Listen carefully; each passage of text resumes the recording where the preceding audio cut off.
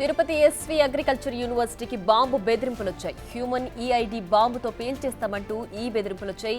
ఈ రోజు ఉదయం కాలేజ్ ఈమెయిల్ కి ఈ బెదిరింపు లేఖ వచ్చింది. దీంతో అప్రమత్తమైన సిబ్బంది వెంటనే పోలీసులకు సమాచారం ఇచ్చారు. హుటాహుటిన రంగంలోకి దిగిన bomb squad, dog squad college ప్రాంగణం మొత్తం తనిఖీలు నిర్వహించారు. ఈమెయిల్ బెదిరింపు కేరళ నుంచి వచ్చినట్లు గుర్తించారు. గత 2 నెలల క్రితం కూడా సరిగ్గా ఇలాగే తమిళనాడు నుంచి మరో బాంబు బెదిరింపు వచ్చినట్లు చెబుతున్నారు అధికారులు. తిరుపతి రూరల్ ఎస్సీఐ ఆధ్వర్యంలో ఎస్వి అగ్రికల్చర్ యూనివర్సిటీ తనిఖీలు జరిగాయి.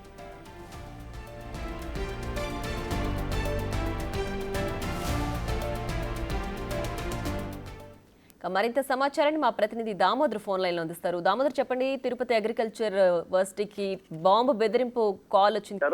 కాలేజీ ప్రాంగణంతో పాటు అటు మొత్తం కాలేజీ ఆవరణాన్నంతా తనిఖీలు చేపట్టిన పరిస్థితి. మొత్తం మీద చూసుకుంటే గతంలో ఈసారి వచ్చినప్పుడు కేరళ నుంచి ఈ మెయిల్ వచ్చిందని కూడా తెలుస్తుంది. గతంలో తమిళనాడు నుంచి కూడా మెయిల్ వచ్చిన సందర్భంలో నెలకు రోజుల క్రితం ఇదే విధమైన గాలింపు చర్యలు చేపట్టారు.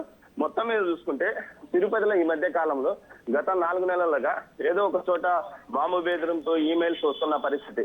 గతంలో ప్రముఖ స్టార్ హోటల్స్ తో మొత్తం ఈ విధమైన బెదిరింపులు వచ్చేవి. తాజాగా చూస్తే ప్రస్తుతం ఏదైతే ఈ బాంబు బెదిరింపులు కాలేజీలు వస్తున్న పరిస్థితి. గతంలో ఏదైతే ఇటు వ్యవసాయ అగ్రికల్చర్ కళాశాలలో 2 సార్లు ఈ విధంగా బాంబు బెదిరి రావడం, అది ఫేక్ కావడం కూడా తేలింది. అయినప్పటికీ పోలీసులు మాత్రం ఈ కాల్స్ ను నిర్లక్ష్యం చేయకుండా పూర్తి స్థాయిలో తనిఖీలు చేపడుతున్న పరిస్థితి.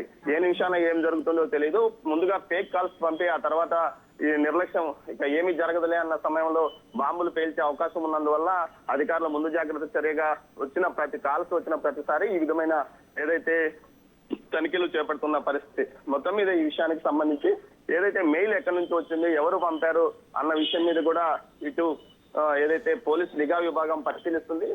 గతంలో ఏదైతే తమిళనాడుకి సంబంధించిన వారు ఇతర దేశాల నుంచి ఇది హోటల్స్ కు సంబంధించి మెయిల్ పంపారు. తాజాగా కూడా ఇప్పుడు కూడా అలాంటి మెయిల్స్ వచ్చాయా, ఎవరు పంపారు అన్న విషయంలో దర్యాప్తు చేస్తున్నారు. గతంలో పంపిన మెయిల్స్ వారు ఇప్పుడు కూడా పంపారా, ఏదైతే ముస్లిం ఏదైతే ఉగ్రవాద సంస్థలకు సంబంధించి గతంలో మెయిల్స్ వచ్చిన పరిస్థితి, కానీ ఈసారి ఎక్కడి నుంచి వచ్చాయన్న కోణంలో కూడా దర్యాప్తు చేస్తున్నామని పోలీసులు చెప్తున్నారు. ప్రియా, దామోదర్, అయితే ప్రస్తుతం తనిఖీలు పూర్తయ్యాయా? అంటే ఈ యూనివర్సిటీలో బాంబు అయితే లేదు అనేది క్లారిఫై చేసుకున్నారా? ఇంకా తనిఖీలు కొనసాగాల్సి ఉంటుందా? తనిఖీలు పూర్తయ్యాయి. ఉదయం 9 గంటల నుంచి మధ్యాహ్నం 12 గంటల వరకు తనిఖీలు కొనసాగాయి. సుమారు 4 గంటల సేపు పోలీసులు తనిఖీలు నిర్వహించారు. బాంబ్ స్క్వాడ్ తో పాటు తిరుపతి రూరల్ పోలీసులు ఈ తనిఖీల్లో పాల్గొన్నారు.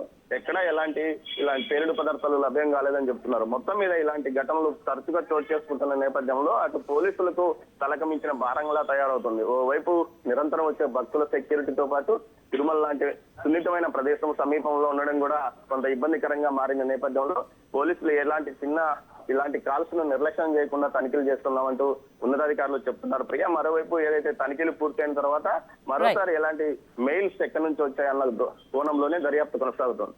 Right Damodar, thanks for the updates.